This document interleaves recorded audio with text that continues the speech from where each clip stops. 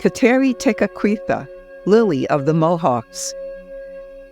Around 1656, in the Mohawk village of Osernanon, located in what is now northeastern New York State, a baby girl was born.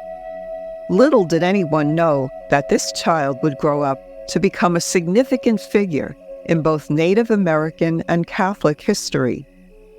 Her parents named her Little Sunshine because she was born at sunrise and had a cheerful disposition. Her father, Canonization, was a Mohawk chief of the Turtle Clan, one of the 3 separate extended family networks of the Mohawk Nation, the other 2 being the Wolf Clan and the Bear Clan. Her mother was an Algonquin woman named Kahenta, who had been captured by Mohawk warriors and brought to their homeland. She was eventually adopted and assimilated into the tribe, but with one important difference. Before her capture, Kahenta had been baptized as a Catholic and educated by French missionaries. Canonization wished to maintain peace between the Mohawk Nation and the French, and was tolerant of the spread of the Catholic faith. Kahenta likely introduced Little Sunshine to Jesus, Mary, and the Christian faith as she grew up in a fully Mohawk culture, although Canonization did not consent to the baptism of his children. Their village was a melting pot of cultures and traditions.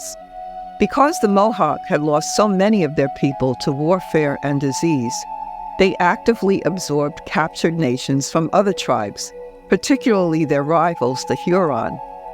This diversity would have exposed the children of the village to a rich tapestry of Native American cultures from an early age. 4 years later, a devastating smallpox epidemic swept through the village, claiming the lives of Canonization, Kahenta, and their baby boy. Little Sunshine survived, but the disease left its mark. Her face was scarred, her eyesight impaired. She was adopted by her father's sister and her aunt's husband, who had succeeded Canonization as the new chief of the Turtle Clan. In their Haudenosaunee culture, this adoption meant that they treated her exactly as if she were their own biological child. Haudenosaunee parents typically give their children names later in life after observing unique traits about them. The little girl's adoptive parents renamed her Tekakwitha, which in English means she walks groping for her way, or she puts things in their place. This name reflected both her physical reality, having to feel her way around due to her impaired vision, and her personality traits. Little Tekakwitha, now an orphan, indeed had to navigate her way through her new life while dealing with the physical and emotional scars of her ordeal. Tekakwitha's childhood and teenage years were set against a backdrop of considerable upheaval. The Mohawk were caught between French and Dutch colonists competing for control of the lucrative fur trade. In 1666, when Tekakwitha was about 10 years old, a significant French military campaign targeted the Mohawk territory. The Mohawk, facing overwhelming odds, strategically withdrew from their settlements rather than engage in direct conflict. The French resorted to destructive measures by burning Mohawk towns and destroying food supplies, thus creating a severe threat of famine. But the Mohawk people, including young Tekakwitha, managed to survive, aided by the support of the other Haudenosaunee nations and their traditional practice of maintaining substantial food reserves. In the aftermath, the Mohawk rebuilt their communities, with each clan establishing new primary settlements. In 1667, when Tekakwitha was 11, 3 Jesuit missionaries arrived in her village. She was fascinated by these strange men in black robes, speaking of a God she had never known. Her uncle did not want Tekakwitha to convert. He was wary of Christians and often opposed them, which created tension when she began showing interest in Christianity. But this encounter with the Jesuits eventually would prove to be a great turning point in Tekakwitha's life. Despite her interest in Christianity, Tekakwitha continued to grow up immersed in Mohawk culture. Over the years, her eyesight had improved somewhat, and she became skilled in the traditional women's arts of learning to make clothing, weave mats, process animal pelts, tend crops, and prepare food. But there was something different about Tekakwitha. She was described as a modest girl who often avoided social gatherings. Despite the turmoil around her, Tekakwitha's strength of character shone brightly. In the summer of 1669, when she was around 13, she shocked everyone by refusing to consider marriage. In a bold statement to her confessor, she declared, "I can have no spouse but Jesus," and even went as far as to say, "I have the strongest aversion to marriage." That same year, Mohican warriors attacked her village. Instead of hiding, Tekakwitha joined other girls in helping a priest named Jean Perron tend to the wounded, bury the dead, and carry food and water to those in need, demonstrating her compassionate and caring nature. In the 1600s, the Haudenosaunee men and women wore cloth garments, adapting their attire to various occasions, much like we do in our modern world. The women's fashion, in particular, was a vibrant tapestry of colors, adorned with intricate beadwork that told stories of their rich culture. Unmarried Mohawk women of that era had a unique custom of leaving their hair loose and unbraided, a symbol of their status and freedom. Tekakwitha, however, stood out from the crowd with her distinctive choice of attire. While her peers favored the popular red shawl draped over their shoulders, Tekakwitha opted for a Marian blue shawl that she wore over her head. This wasn't merely a fashion statement.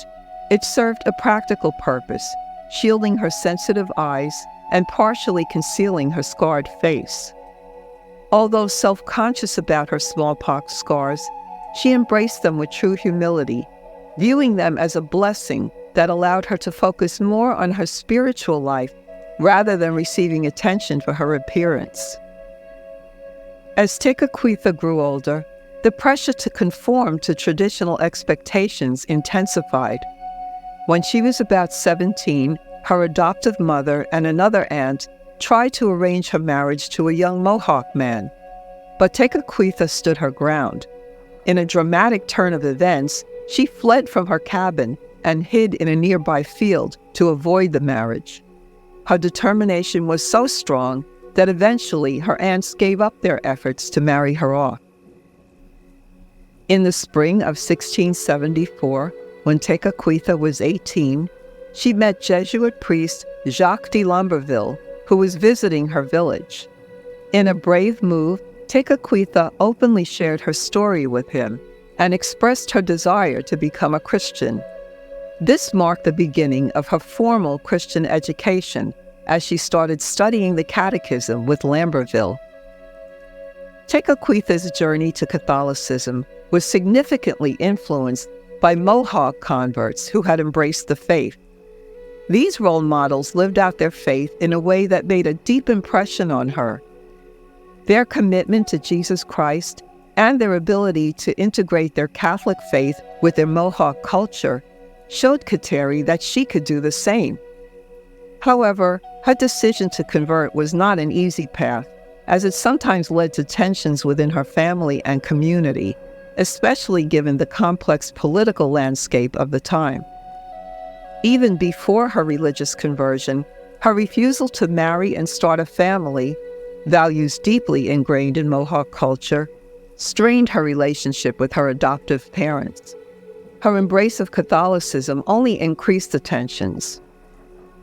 Tekakwitha's baptism on Easter Sunday of 1676 marked a significant milestone in her spiritual journey. The choice of her baptismal name, Kateri, which means Catherine in English, remains a topic of speculation. Some biographers suggest she named herself after St. Catherine of Siena, the contemplative mystic, while others propose St. Catherine of Alexandria, who was martyred for her faith. It's possible that Kateri identified with both the mystic and the martyr, adding profound meaning to her chosen name and identity. Her baptism marked the beginning of her deep and personal relationship with God. Her faith was not just a set of beliefs, but a way of life that influenced every aspect of her existence. If you're enjoying this video, please don't forget to like, subscribe, and hit the notification bell to stay updated on more fascinating saint stories and other spiritual topics. By this time, some of the Mohawk Catholics advocated for reestablishing themselves at the St. Francis Xavier du Pré settlement at Caughnawaga, now known as Kahnawake. It was situated on their traditional northern frontiers in what is now southern Quebec. Known as the Praying Village, it was founded by a devout Oneida married couple in conjunction with the Jesuits. Migrating to Caughnawaga would allow Mohawk Catholics to live their faith intentionally and position them to dominate a trading route with the French while also guarding the southern approach to Montreal. Kateri Tekakwitha found herself at the center of a cultural and spiritual storm. Her adoptive father took a very harsh approach to maintaining unity and keeping people rooted in Mohawk territory. This stance, largely supported by the influential clan mothers, led to severe consequences for those who chose to leave. But rather than convincing them to stay, the chief's stringent policies actually encouraged Mohawk Catholics more than ever to migrate to Caughnawaga. Kateri, as the daughter of a Turtle Clan chief, was in a quandary, further complicated by her adoptive sister's conversion and subsequent move to Caughnawaga with her husband. As a devout Catholic, Kateri's decision to observe Christian practices, such as refraining from work on Sundays and holy days, was perceived by many as shirking her duties to the Mohawk nation. Yet, despite facing opposition from her tribe and even her own family, Kateri remained steadfast and courageous in her faith. She endured escalating hostility, including harsh labor, being insulted and ostracized, having stones thrown at her, and being denied food. Yet she persevered in her Christian beliefs. Even as she faced persecution from her own people, Kateri prayed for their conversion and forgiveness, showing a remarkable capacity for love and understanding. In a particularly cruel attempt to prevent her departure, one of her aunts falsely accused Kateri of incest with an uncle, figuring that this would make her unwelcome in the Praying Village.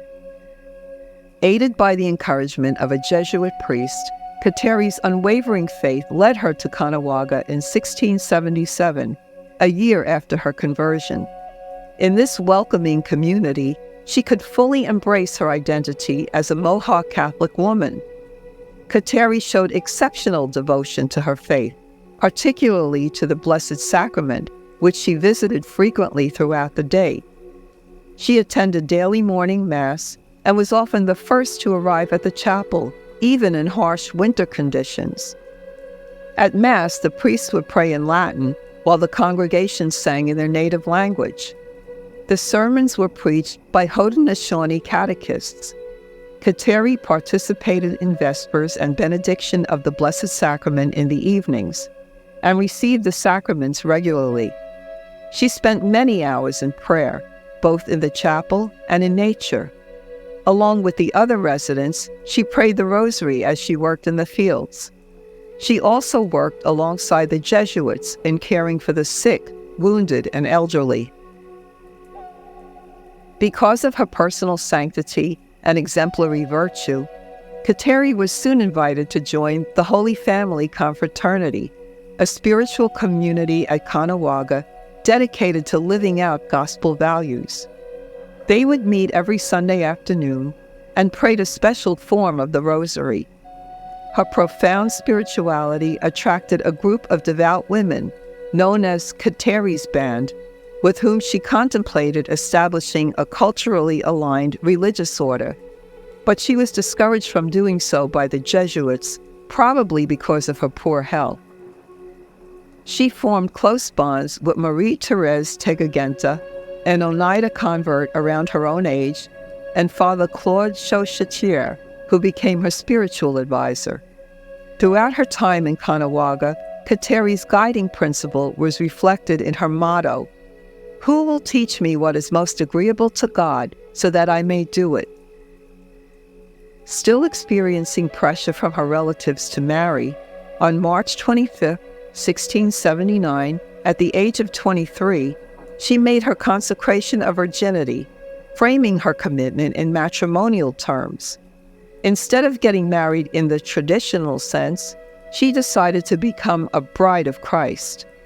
In this way, Kateri demonstrated that she was not rejecting the traditional Mohawk values of marriage and family. Instead, she chose to live out these values spiritually through her union with Jesus. Making a private vow of perpetual virginity was unusual for a young woman in her culture. Her biographer, Father Claude Chauchetier, described her chastity as the most beautiful flower in her crown. However, even in this rose garden of spirituality that was Caughnawaga, she was not immune to the thorns of human nature. A painful incident arose when a woman in the community, driven by jealousy and misunderstanding, falsely accused Kateri of seducing her husband during a hunting trip. This accusation was particularly hurtful, as it echoed similar false claims made against her in her homeland. Despite the pain this caused, Kateri's response was one of grace and restraint. She denied the accusation, as did the woman's husband, but chose not to retaliate. Instead, she made the personal decision to abstain from future hunting trips, wanting to avoid even the appearance of impropriety. Eventually, the woman realized her error of rash judgment and repented, but the shadow of this accusation lingered, prompting a Jesuit priest to seek confirmation of Kateri's innocence on her deathbed. While this questioning was undoubtedly distressing for Kateri in her final moments, it served a greater purpose. The priest's intention was to secure a deathbed testimony that would silence any further detractors and preserve Kateri's legacy of purity and devotion. This poignant episode highlights Kateri's unwavering faith and character in the face of adversity, further cementing her status as a model of Christian virtue. Kateri Tekakwitha's relationship with nature and creation was deeply intertwined with her faith and cultural heritage. She had a profound connection with the natural world, which was a significant part of her Mohawk heritage. The Haudenosaunee people, including the Mohawks, held a deep respect for nature, seeing it as a gift from the Creator. This respect was reflected in their daily lives, rituals, and spiritual practices. For Kateri, nature was not just a backdrop for her life, but a living testament to God's presence and creation. She often found solace and inspiration in the natural world, which she saw as a reflection of God's beauty and handiwork. This connection with nature was evident in her prayer life and her contemplative practices. Kateri would often retreat to the woods to pray, finding in the quiet and solitude of nature a perfect setting to commune with God. The forests, rivers, and fields around her were not just physical spaces, but sacred places where she could feel closer to the Creator. Her deep love for the natural world was a way for her to express her gratitude and reverence for God's creation. She saw the land as a sacred trust, something to be cared for and preserved for future generations. Her relationship with nature resonated with the Haudenosaunee belief in responsible stewardship of the earth, and also was in harmony with her Catholic faith, which teaches respect for God's creation and the importance of caring for the environment. Kateri's devotion manifested in intense ascetic practices that often surpassed the expectations and comfort levels of her Jesuit mentors. These penances, driven by an ardent love for Christ, included extreme fasting, and bodily mortifications, which she often concealed from the concerned Jesuits and shared only with close confidants like Marie Therese. The severity of Kateri's self-imposed disciplines reflected a 17th century Western Catholic theology that emphasized Christ's suffering. Another intention behind her penances seemed to be reparation. Kateri took on her own body the punishments due to sin that might otherwise fall on the Mohawk nation, whom she loved deeply.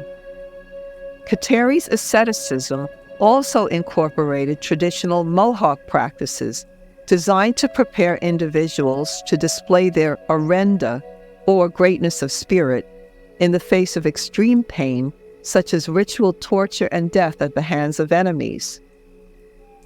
When Marie Therese informed the Jesuit father that Kateri was lying on a bed of thorns, he ordered her to stop out of obedience.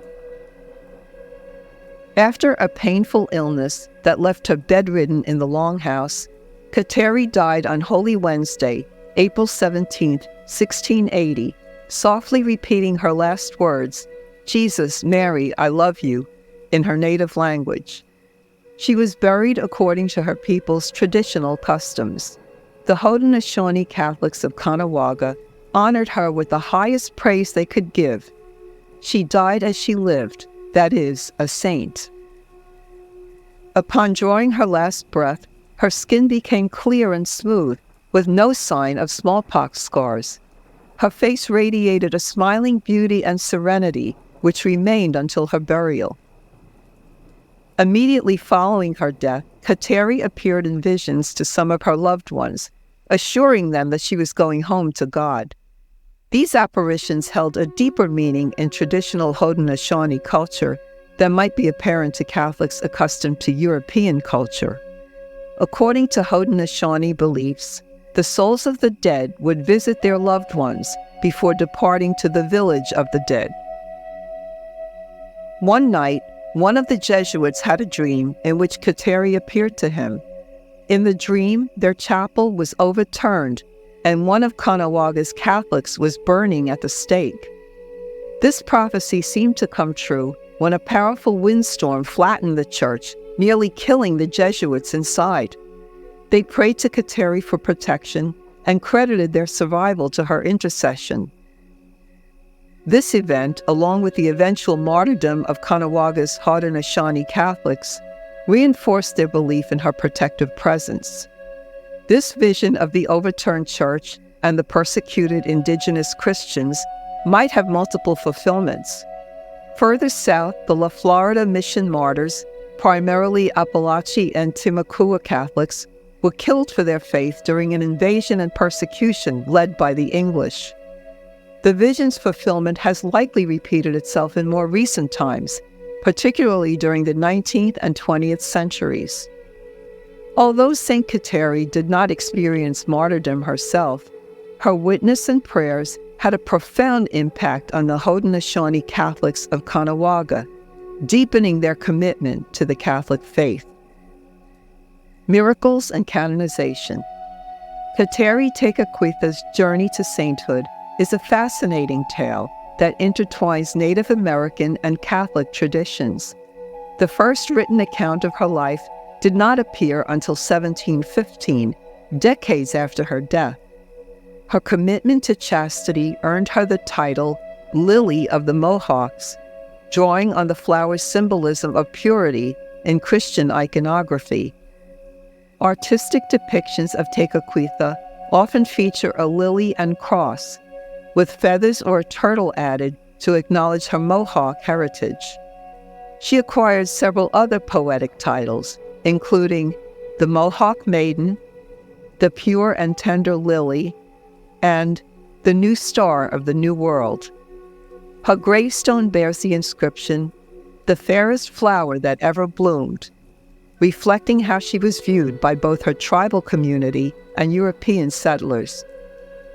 Kateri's legacy sparked an increase in Native American participation in Catholicism. In the 1730s, a convent for Native American nuns opened in Mexico. By the 1880s, American Indian Catholic missions, and bishops were petitioning for her official veneration, alongside Jesuit martyrs Isaac Jogues and René Goupil. Over the centuries, devotion to Kateri Tekakwitha grew, and numerous miracles were attributed to her intercession. Her reputation spread across North America, with French Canadians reporting miraculous recoveries. People would take dirt from her grave and touch it to their bodies. Many personal miracles were attributed to Kateri, and among the French, she was known as the Geneviève of Canada for her aid during times of conflict and famine. Native communities across the continent heard of Kateri Tekakwitha long before any Catholic missionaries arrived there. The path to Kateri's canonization began in earnest at the Third Plenary Council of Baltimore in 1885. Support came from both U.S. and Canadian Catholics, with 906 Native Americans signing letters advocating for her sainthood. Her cause progressed steadily. Her spiritual writings were approved in 1936, and she was declared venerable by Pope Pius XII in 1943. There were so many reports of miracles that St. John Paul II waived the first miracle requirement for her beatification in 1980. The miracle that led to Kateri's canonization was the healing of a 5-year-old boy, Jacob Finkbonner, a descendant of the Lummi Nation in Washington state. He was cured of a fatal flesh-eating disease that had attacked his face. Doctors had given up all hope of his recovery. Interestingly, one of Finkbonner's ancestors had signed a petition to canonize Kateri back in the 19th century.